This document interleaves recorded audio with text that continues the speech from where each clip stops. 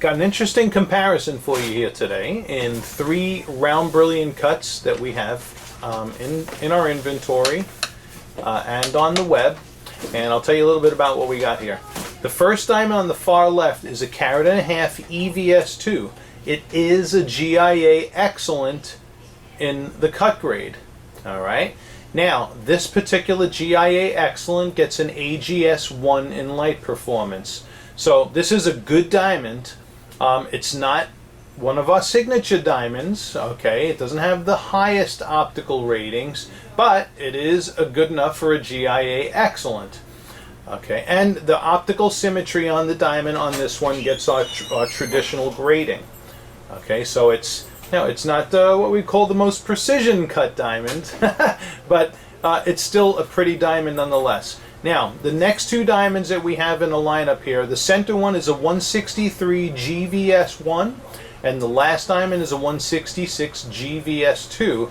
And as you see, those 2 diamonds look like virtual twins, and they are picture-perfect hearts and arrows. Not only are they GIA XXX, but they also AGS Ideal in the optics, or even the cut grade. 2 beautiful, and you know, this is the rarest cut quality in rounds in those 2.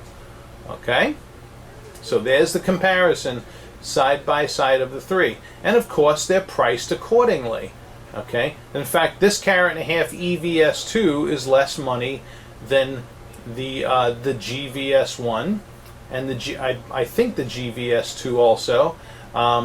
There was a price reduction recently on this 163 GVS1 also, that down to $22.9, which is a great value for a 1.63 carat GVS1 precision cut hearts and arrows. All right, so there's our diffuse lighting. Let's go into spotlighting. Okay, we're looking at sparkle scintillation here in the 3 as you tilt angles. Here is as we rocking and tilting face up.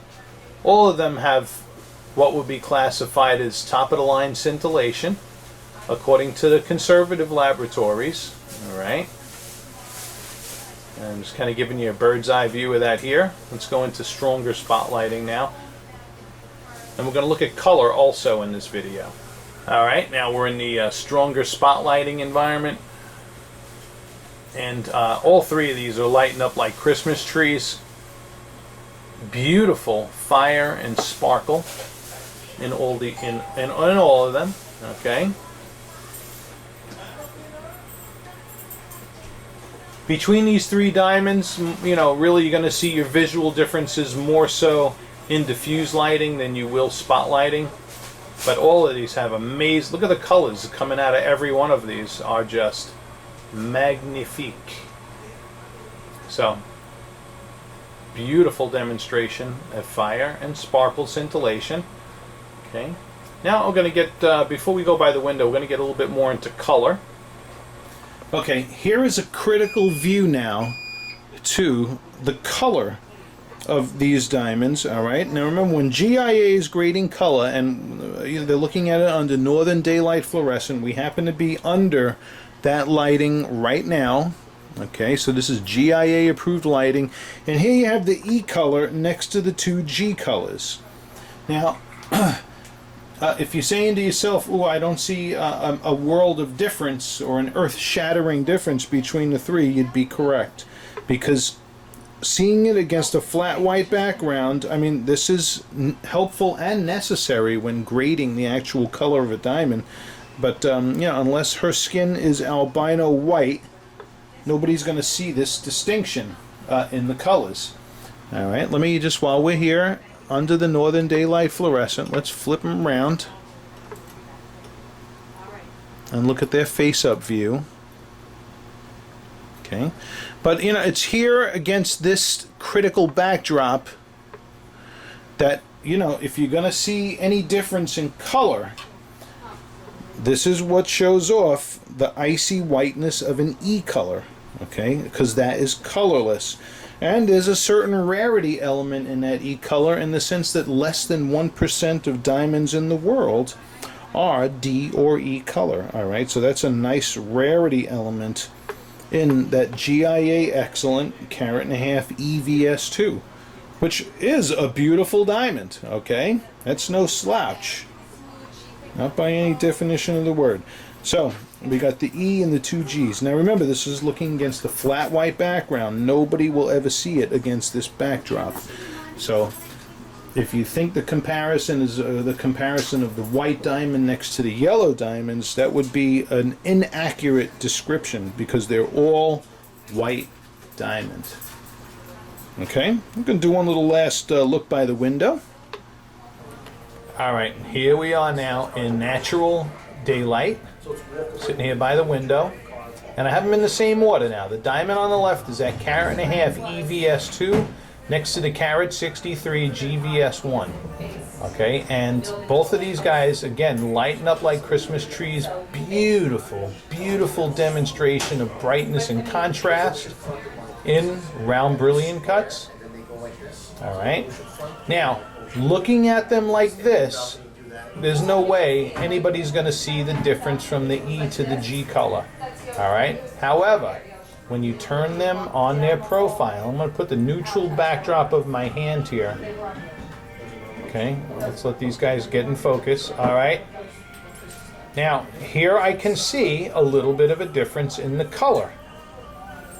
So from a profile view in natural daylight, this is really, I'm showing you in what is perhaps the best lighting to observe color in diamond, and I'm showing you the little trick here is by looking at them at their profile.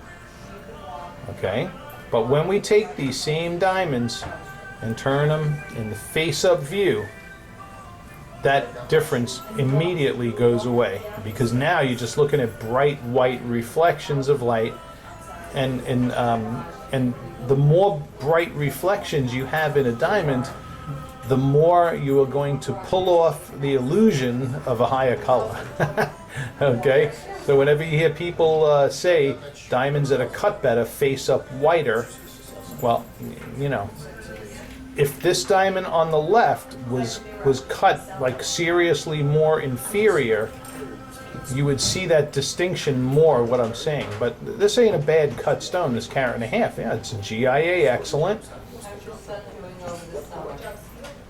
Next to this perfectly cut hearts and arrows to the right of it. Okay, so you have to kind of weigh in the scales there, what is most important to you. And we can serve you in any capacity. So if you say, oh, I want an E color, that's a picture perfect hearts and arrows, we can do that.